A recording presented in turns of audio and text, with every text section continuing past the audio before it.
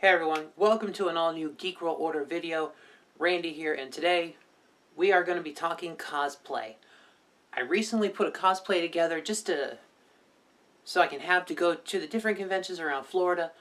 I wanted something that I could get my gear into, I could go around with, it could be functional. So that's why I came up with this one. I decided that I wanted to do a cosplay of the character Scoop from G.I. Joe. He was introduced in the 1989 toy line, and was also introduced animation-wise in the 1989 miniseries Operation Dragonfire. He is a combat information specialist, aka a combat reporter. So I thought, with all the stuff I do for Geek World Order, doing photography, covering events, this is going to be a good costume for me, just to go around, have my gear around with me, try not to carry too many bulky bags. I'll have everything in the vest here. But the purpose of this video is just to kind of go over a few things, kind of go over my thought process, go over some of the different parts and pieces that I found here, and just kind of how I got those all together and how I made those decisions. So, just for the next little bit here, go ahead and just take a seat, enjoy the ride, and let's get to talking about some cosplay here.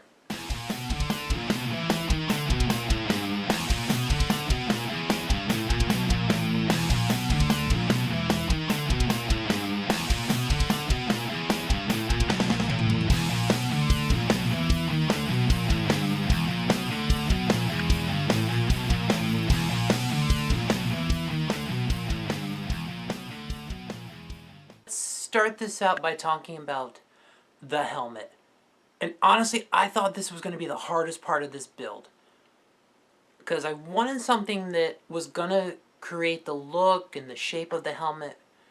I really thought this was going to be one of the big details that really set this costume apart. And I really thought this was going to be one of the hardest parts of the whole process. But in reality, it actually wasn't. What I ended up finding was this. It is a Rawlings batter's helmet. Because if you look at the side here, it's got that nice rounded part here. And really, it's got that... I really like the shape of it and the look of it. I really think this is something that's going to set this apart. This is the Velo Senior League batting helmet. Fits up to a size 7 5/8 hat size. It's got some good padding in here, so that's something that... And I really like it because it's lightweight. It's gonna hopefully not hurt too much, but even then I've got to stretch the helmet out a little bit. So there's that.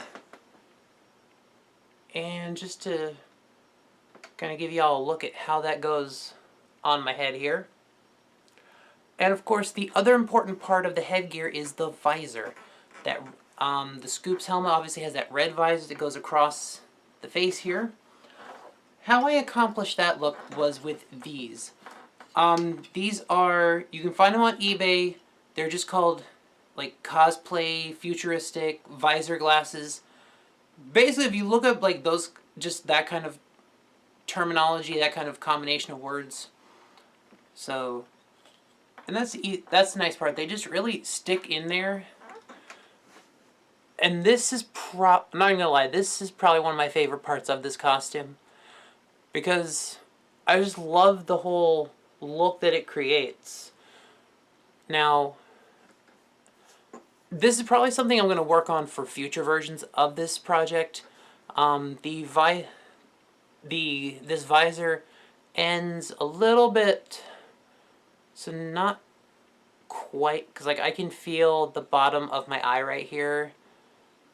But like I said, I might look into some goggles or different things to help make future version of this better. But for now, I like it. I like this how that came out. But luckily, I can kind of push them up a little bit. I can look below the visor, so like if I need to read my phone or something, I don't have to keep pulling these on and off all the time. Alright, so moving on to the next part of the costume. You know what actually was the hardest part of this costume? It wasn't the helmet. It wasn't the tactical vest. It wasn't finding pants. It was this shirt right here. And I don't know why that was the hardest part of this whole thing. But luckily, I was able to find something that worked, a good yellow shirt. I found it at Goodwill, so great. There's a pretty good sized Goodwill over on Orange Blossom Trail in Orlando. Pretty big one, got a big distribution center attached to it. Paid a grand total of $4 for this shirt, so can't complain about that. Even though the sleeves are just a little short. But that's fine for this first run. I'm just gonna find a better shirt to go later. But yeah. Alright, so the story of this shirt was a very interesting one, so. And I'm trying to find a shirt, something I can work with. I'd actually just left the Army Navy store right down the street that I got the BDU pants for. And so I'm at Goodwill, I'm like, alright, let's see if we can find something. And I found one. It was sitting in a shopping cart. There was no one near the cart though, so I'm like, I don't get it. So I didn't know if someone had claimed it and just walked away, or if it was just a... Because sometimes you'll see at a store, there's a cart with items on it that are needing to be restocked. I kind of thought that was the case. So I grabbed the shirt, because I'm like, hey, I'm gonna go in the changing room, I'm gonna try it on. Oh man, this guy comes barreling at me. He's like, no, that's mine. You put it down. I'm like, oh, okay. Little disappointed, a little dejected. I'm like, oh, I finally found something. Because I was really looking for something that popped, good shade of yellow. Kind of the Power Man yellow, shall we say. Is the best way to describe what I'm looking for. I'm like, alright, whatever. So, although I kind of went around the store, kind of looking for some other stuff. And I kind of noticed that he's kind of holding things up against a rack, putting things in, out. So, basically, I ended up walking by a few minutes later. Boom. It's sitting back on the rack. I'm like, alright, I can grab this. So I did. Tried it on. Kind of went, I mean, I'd known about the issue with the arms, like, even in the dressing room. So I'm like, okay. But I didn't even know how much the shirt was, because it's Goodwill. I'm not used to thrifting. But I basically finally saw a sign that said, you know, long sleeve shirts, $4.99. Or $3.99, whatever. So I'm like, alright, I can live with this. So yeah, it was a very interesting story. So, but yeah, that was the adventure of me coming into possession of this shirt. Yeah, I don't want to. Alright guys, moving on to the next part of the costume. We have the combat vest. This is the Leapers UTG Deluxe Tactical Vest with the quick draw holster and the pouches. This is what I'm going to be using. It's going to carry a lot of my gear. It's got great pockets. There's a pretty good decent pocket up here. Good size. There are these long narrow pockets. Typically meant for, I believe it's AR magazines for that kind of weapon. Got some pockets over here, one up on the shoulder. It's got a holster on the front here, a quick draw holster, which I do have a prop weapon attached to. It is just an airsoft gun. One thing I do for conventions, you can either P-spawn the weapon, basically just take the trigger, pull it back, put a zip tie on it. I also take the magazine out of any kind of airsoft gun I use as a prop.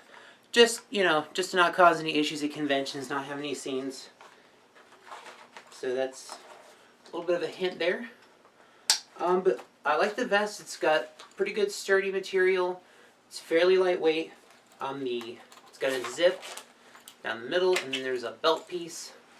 If you take a look on the inside of it, it's actually got basically it's a mesh lining This part is actually a big pocket, so I can actually say I can carry a lot of gear on this. This is actually really nice. I was able to get it adjusted fairly quickly, actually, so just to how I wanted it to fit. And honestly, I'm pretty happy with this vest. I think this is going to be good. Was definitely one of the most important parts of the build for me, because obviously I don't want to be carrying around too many bags, a lot of my gear. And then another part of I'm also going to have my camera at my hip thanks to the Spider Pro holster. A great piece of equipment I've been using for several years now. Definitely love it. But there's the vest. That's going to cover a lot of my gear.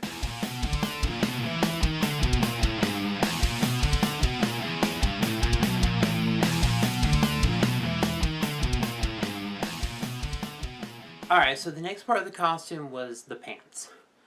And I kind of went back and forth on a couple of these things. Because with the toy and animation models, it was basically the top and the bottom were all yellow. I had kind of contemplated, do I want to look for yellow pants? Do I want to find a flight suit or a jumpsuit? But in the end, I kind of just decided to just go with regular khaki pants. I did purchase a pair of actual BDUs. I got them from a place in Orlando. It's Al's Army Navy store over on Orange Blossom Trail. They had a great shop, great people, good experience. What I got were the Rothco Battle Dress Uniform Pants. This is the label from them. If anyone's interested in them, they are the style number 8522 in the color Coyote. That's really just the pants. I just decided to go simple with it. Didn't want to get overly complicated. But yeah.